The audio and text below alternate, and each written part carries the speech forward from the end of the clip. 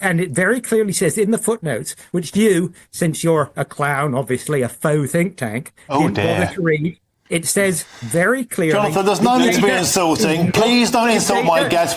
And hello everybody, welcome back to British Stand. We've got yet another woke lefty in Meltdown on live TV over immigration. You guys seem to love these videos, they do extremely well, so I thought I would supply your fix. Today we've got an anti-British professor have a literal meltdown in a TV studio and shout and cause a ferocious row over immigration figures. He also calls the broadcasters fake news and all of these kind of things, those being right-leaning news sites. But yeah, it's all about immigration. You guys are going to enjoy this one. As always though, guys, please do hit the like button, hit the subscribe button, and have a load and have a watch of this. Order fanatics and faux professors and whatever seem to claim. Great many people will be looking at this figure today and saying that £7.5 billion in 1 year alone spent on universal credit for those born overseas is a complete slap in the face of hard-paying, hard-working British taxpayers, particularly when you consider it's 5 times the amount of money that the Labour Party took away from British pensioners over the winter fuel allowance.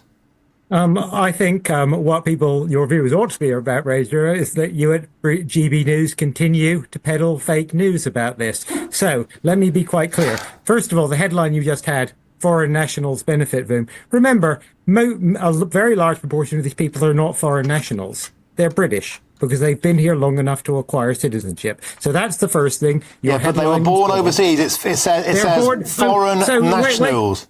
So, they might become British citizens, but that's when they get the benefits. There's nothing fake news about that. That's a statement of truth. Stick to the facts.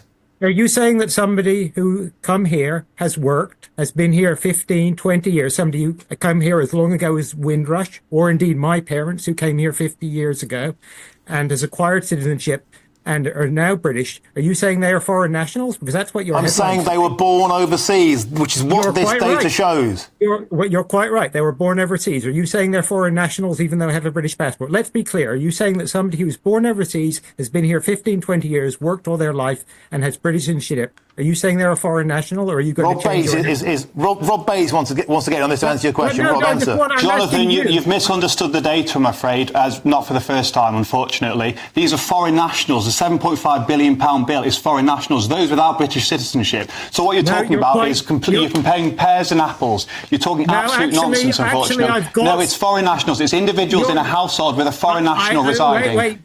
You're quite wrong, because I actually have the data release in front of me. It's from the Department of Work and Pensions, where I used to work and where I used to be responsible for this data. No, it's foreign nationals. It's individuals that are foreign national. And I know what the data...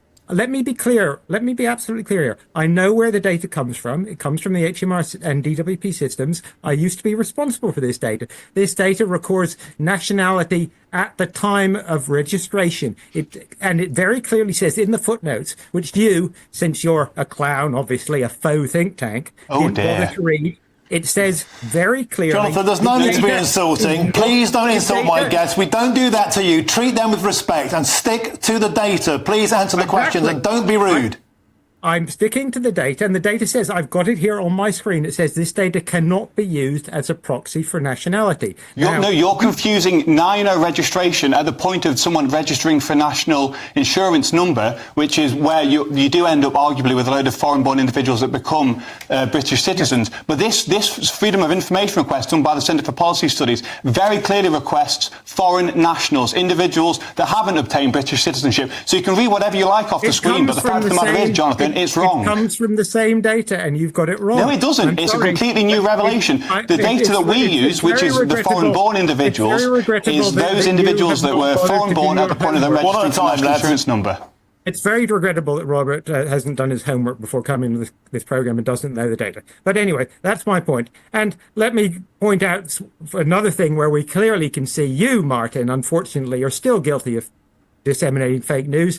You still have up on your Twitter feed, 1 in 12 in London is an illegal immigrant, quoting a Daily Telegraph story. Now, that story was retracted. It was corrected by the Daily Telegraph because they counted, again, hundreds of thousands of people who were legally in the country as illegal immigrants. The Telegraph published a retraction, the Times published a retraction. Jonathan, are you going to answer the question about this story? Just like go through every single thing you decide is factually incorrect and come on national television. You've already called one of my guests a clown. Now you're going off about something on Twitter. Answer the question about today's data. Well, I just think if we're going to have a serious conversation, that you're not having a serious conversation. You come on national television and call one of my guests a clown. That is not the basis of a serious and respectable conversation. If you have a serious conversation, then perhaps you should correct your errors when they are publicly retracted by the newspapers that printed them, but rather than continuing to have them on your Twitter feed. Of course, Jonathan Porter, you haven't answered any of the questions put to you today. You've come on, you've insulted my guests, you've been trawling through Twitter looking for inaccuracies.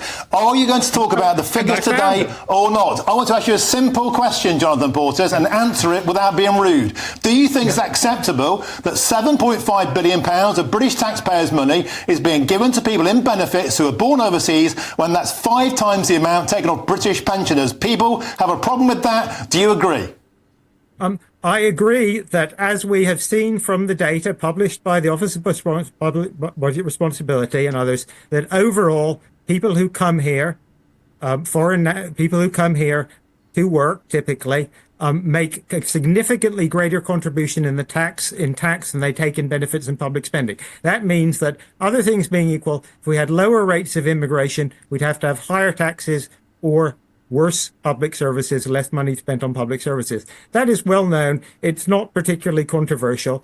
On average, the people who are coming here are likely to be net contributors to the Treasury, not net recipients. Of course, some of them claim benefits, more of them pay taxes. The net benefit to us is quite significant. Okay, now, well, there's a whole raft of information to show that that's not the case across Denmark, across Holland, across Germany. Yes, and in fact, Jonathan Portet, when you look at tax recipients by benefits, you are right to say that there are a small number of very high net worth immigrants, tend to be from America, Australasia, South Africa, and other Western European nations, as opposed to those at the other end of the spectrum, the likes of Afghanistan, Syria, and Iraq. So you can't compare all immigrants together. It's simply not credible data. Look, Jonathan Porter, we have to leave it there. Thank you very, very much for joining us on today's show. Oh, there you go. I mean, look, they're all the same, aren't they? They just can't handle the facts that were actually put there. The numbers that they were giving them, they just couldn't handle it, or he couldn't handle it. He was just spent, I mean, how long did we watch that for? 6 minutes of him just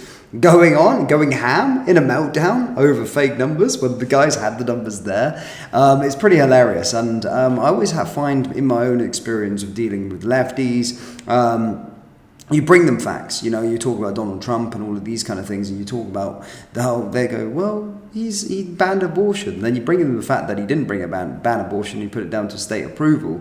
Then they're starting to go, well, you know, it's all like that, and they just go into a bit of a frenzy and a bit of a meltdown, and then a bit of a word salad. So yeah, this anti-British professor certainly couldn't handle the truth, and that makes him one of many that we've outed here on this channel. But guys, as always, do let me know your thoughts in the comment section below. Hit the like button, hit the subscribe button, and I'll see you in the next one. Take care. Peace.